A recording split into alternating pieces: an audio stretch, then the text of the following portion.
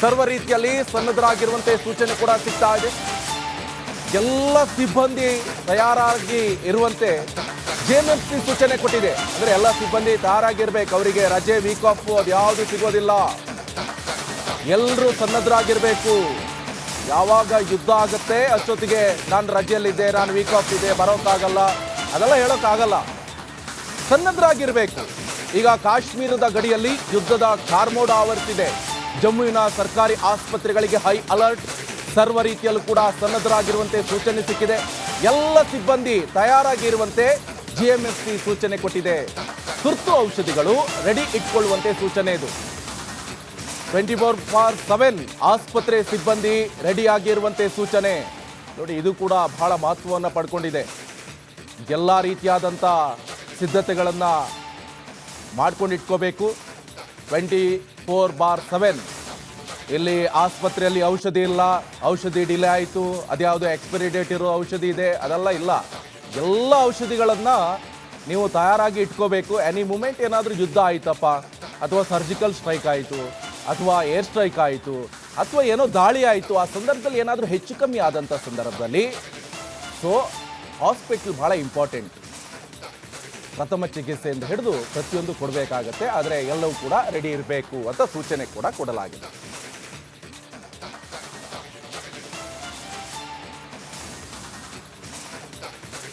ಇನ್ನು ಪಹಲ್ಗಾಮ್ನಲ್ಲಿ ಅಮಾಯಕರನ್ನ ಹತ್ಯೆ ಮಾಡಿದ ನರರಾಕ್ಷಸರ ವಿರುದ್ಧ ಭಾರತೀಯ ಸೇನೆ ಪ್ರತೀಕಾರದ ದಾಳಿಯನ್ನ ಶುರು ಮಾಡಿದೆ.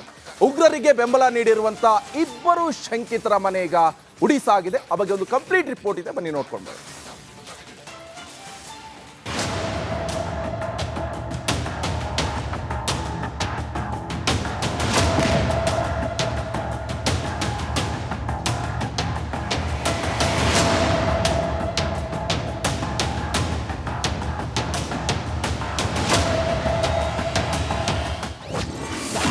ಪಹಲ್ಗಾಮ್ ದಾಳಿಗೆ ಪ್ರತೀಕಾರ ಶುರು ಮಾಡಿದ ಬಿಎಸ್ಎಫ್. ಶಂಕಿತ ಉಗ್ರರ ಮನೆ ಉಡೀಸ್ ಮಾಡಿದ ಸೇನೆ. ಪಹಲ್ಗಾಮ್ನಲ್ಲಿ 26 ಅಮಾಯಕರ ಜೀವ ತೆಗೆದ ಉಗ್ರರ ವಿರುದ್ಧ ಪ್ರತೀಕಾರ ತೀರಿಸಿಕೊಳ್ಳಲು ಭಾರತೀಯ ಸೇನೆ ದಿಟ್ಟ ಹೆಜ್ಜೆ ನೆಟ್ಟಿದೆ. ಇದೀಗ ಸಿಕ್ಕ ಮಾಹಿತಿ ಪ್ರಕಾರ 26 ಪ್ರವಾಸಿಗರ ಬಲಿ ಪಡೆದ ಶಂಕಿತರ ಮನೆ ಉಡೀಸ್ ಮಾಡಿದೆ. ಉಗ್ರ ಆಸಿಫ್ ಶೇಖ್, ಆದಿಲ್ ಹಸೈನ್ ಮನೆ ಪುಡಿ. ಈ ಕ್ಷಣಕ್ಕೆ ಕ್ಷಿಪ್ರ ಕಾರ್ಯಾಚರಣೆಯ ಮೂಲಕ ಆಸಿಫ್ ಶೇಖ್ನ ಮನೆಯನ್ನ ಉಡೀಸ್ ಮಾಡಿ ಹಾಕಿದೆ. ಈಗ ರಿಪಬ್ಲಿಕ್ ಕನ್ನಡ ಆ ಸ್ಥಳವನ್ನ ಟ್ರಾಯಿಯಲ್ಲಿರುವಂತ ಆತನ ಮನೆ ಏನಿದೆ, ಆತನ ಮನೆಯನ್ನ ತಲುಪಿದೆ. ಆ ಮನೆಯನ್ನ ನೀವು ಈಗ ಗಮನಿಸ್ತಾ ಇದ್ದೀರಿ. ಸಂಪೂರ್ಣವಾಗಿ ಇಲ್ಲಿ ಪುಡಿ ಮಾಡಿರುವಂತ ದೃಶ್ಯವನ್ನ ಗಮನಿಸ್ತಾ ಇದ್ದೀರಿ. ಇದು ಭಾರತೀಯ ಸೇನೆ ಪ್ರತಿ ಆಕ್ಷನ್ ಅನ್ನ ಮಾಡಿ ಸಂಪೂರ್ಣವಾಗಿ ಏನು ಆಸಿಫ್ ಶೇಖ್ನ ಮನೆಯನ್ನ ಸಂಪೂರ್ಣ ಛಿದ್ರ ಮಾಡಿ ಹಾಕಿದೆ. ಪಹಲ್ಗಾಮ್ ದಾಳಿಯ ನಂತರ ಭಾರತೀಯ ಸೇನೆಯು ಉಗ್ರರ ವಿರುದ್ಧ ಆಪರೇಷನ್ ತೀವ್ರಗೊಳಿಸಿದೆ. ಜಮ್ಮು ಮತ್ತು ಕಾಶ್ಮೀರ ಪೊಲೀಸರ ಸಹಯೋಗದೊಂದಿಗೆ ಸೇನಾ ಮೆಗಾ ಕೂಂಬಿಂಗ್ ಆರಂಭಿಸಿದ್ದು, ಪ್ರತೀಕಾರದ ಮೊದಲ ಹೆಜ್ಜೆಯಾಗಿ ಇಬ್ಬರು ಉಗ್ರರ ಮನೆ ಧ್ವಂಸಗೊಂಡಿದೆ. ಯಾವ ಗವಿಯಲ್ಲಿದ್ರೂ ಕೂಡ ಅವರನ್ನ ಬಿಡದೆ ಹುಡುಕಿ ಈಗ ಕಾರ್ಯಾಚರಣೆಯನ್ನ ಮಾಡ್ತಾ ಎಲ್ಲರನ್ನು ಕೂಡ ಹೆಡೆ ಮುರಿ ಕಟ್ತಾ ಇದ್ದಾರೆ. ಸದ್ಯಕ್ಕಂತೂ ಆ ಅಮಾಯಕರನ್ನ ಅಮಾನವೀಯವಾಗಿ ಕೊಂದಂತಹ ಘಟನೆ ಇದೆಯಲ್ಲ, ಎಲ್ಲರನ್ನು ಕೂಡ ರೊಚ್ಚಿಗೆಳಿಸಿದೆ. ಭಾರತ ಅಂತೂ ಇದಕ್ಕೆ ಪ್ರತೀಕಾರವನ್ನ ತೆಗೆದುಕೊಳ್ಳುತ್ತೆ. ಅದು ಯಾವ ರೀತಿಯಾಗಿರುತ್ತೆ ಅಂತ ಹೇಳಿದ್ರೆ ಮೊದಲ ಹಂತದ ಪ್ರತೀಕಾರ ಅಂತ ಅನ್ಸುತ್ತೆ ಇದು. ಪಹಲ್ಗಾಮ್ ದಾಳಿಯಲ್ಲಿ ಉಗ್ರ ಆಸಿಫ್ ಶೇಖ್ ಮತ್ತು ಆದಿಲ್ ಹಸೈನ್ ತೋಕರ್ ಹೆಸರು ಕೇಳಿ ಬಂದಿತ್ತು. ಹೀಗಾಗಿ ಕೂಂಬಿಂಗ್ ಆರಂಭಿಸಿದ್ದ ಸೇನೆ ಮತ್ತು ಸ್ಥಳೀಯ ಪೊಲೀಸರು ಜಮ್ಮು ಮತ್ತು ಕಾಶ್ಮೀರದ ಪುಲ್ವಾಮಾ ಜಿಲ್ಲೆಯ ತ್ರಾಲ್ನ ಮಂಗಾಮಾ ಪ್ರದೇಶದಲ್ಲಿ ನಡೆದ ಪ್ರಬಲ ಸ್ಫೋಟದಲ್ಲಿ ಪಹಲ್ಗಾಮ್ ಶಂಕಿತ ದಾಳಿಕೋರ ಆಸಿಫ್ ಶೇಖ್ ಮನೆ ಧ್ವಂಸವಾಗಿದೆ. हमारे घर में मेरे भाई एक है, वो जेल में है, और दूसरे भाई जो है वो मुजाहिदीन है. तो मैंने घर के लिए घर वालों को फ़ोन किया, मैं उधर आऊँगी. मैं यहाँ पे जब आई तो यहाँ मैंने किसी को नहीं पाया. ना मेरी माँ थी यहाँ, ना कोई घर में कोई था ही नहीं. 6 बजे मैं यहाँ पर पहुँचे, यहाँ पे कोई नहीं था. उसको पुलिस वाले उसको ले गए थे. मेरी माँ को भी ले गए थे.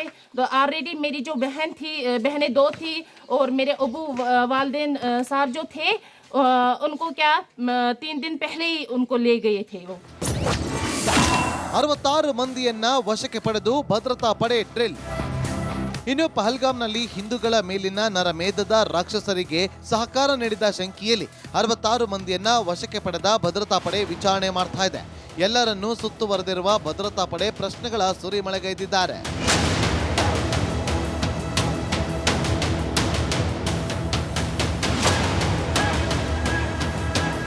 ಹಡಗು ತಾಣಗಳ ಮೇಲೆ ಕ್ಷಿಪಣಿ ದಾಳಿಗೆ ದೊಡ್ಡ ಮಟ್ಟದ ಪ್ಲಾನ್ ಅನ್ನ ಮಾಡಿಕೊಂಡಿದ್ದಾರೆ.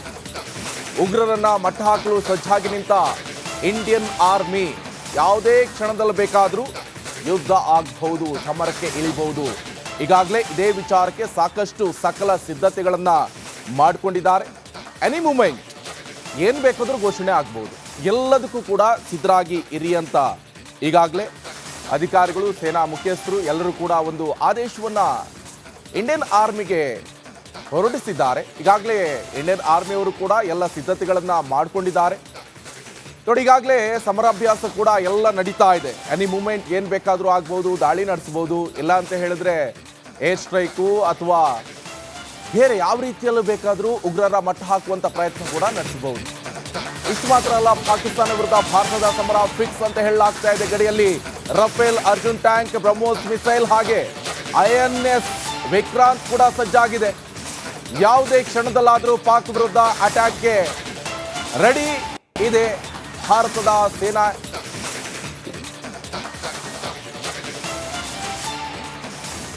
ನೋಡಿ, ಈಗಾಗಲೇ ಪಾಕ್ ವಿರುದ್ಧ ಪ್ರತೀಕಾರದ ಯುದ್ಧಕ್ಕೆ ಸದ್ದಿಲ್ಲದೆ ಸಿದ್ಧಗೊಂಡಿದೆ ಭಾರತ. ಗಡಿಯಲ್ಲಿ ಕೂಡ ಸುಖೋಯ್ 30 ಇರಬಹುದು, ರಫೇಲ್ಸ್ ಸಮರಾಭ್ಯಾಸ ಕೂಡ ನಡೆಸ್ತಾ ಇದೆ. ಪೆಹಲ್ಗಾವ್ನ ಬೈಸರಾಮ್ಗೆ ಸೇನಾ ಮುಖ್ಯಸ್ಥರು ಕೂಡ ಭೇಟಿಯನ್ನು ಕೊಟ್ಟಿದ್ರು, ಪರಿಶೀಲನೆಯನ್ನು ನಡೆಸಿದ್ರು. ಹಾಗೆ ಯಾವ ರೀತಿಯಾಗಿ ಅಟ್ಯಾಕ್ ಮಾಡಬೇಕು ಇದೆಲ್ಲದರ ಕುರಿತಂತೆ ಪ್ಲಾನ್ ಕೂಡ ಮಾಡಿಕೊಂಡಿದ್ದಾರೆ.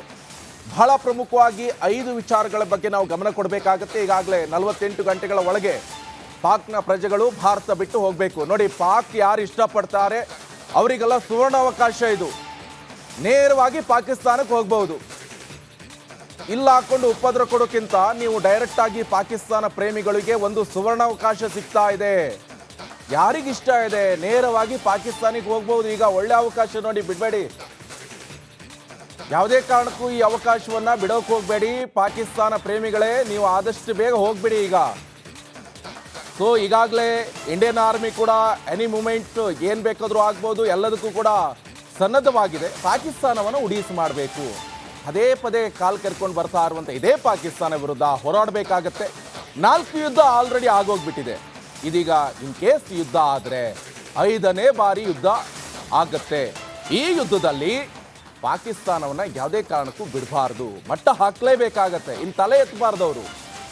ಏನೂ ಇಲ್ಲ, ಭಿಕ್ಷುಕ ಈ ಪಾಕಿಸ್ತಾನ, ಭಿಕ್ಷೆ ಪಾತ್ರೆಯನ್ನು ಹಿಡ್ಕೊಂಡಿರುವಂಥ ಇದೇ ಪಾಕಿಸ್ತಾನ ಬೇರೆ ಬೇರೆ ರಾಷ್ಟ್ರದ ಮುಂದೆ ಹೋಗ್ಕೊಂಡು ಭಿಕ್ಷೆ ಬೇಡುವಂಥ ಇದೇ ಪಾಕಿಸ್ತಾನಕ್ಕೆ ಇಷ್ಟೆಲ್ಲ ದಿಮಾಕಿದೆ ಅಂತ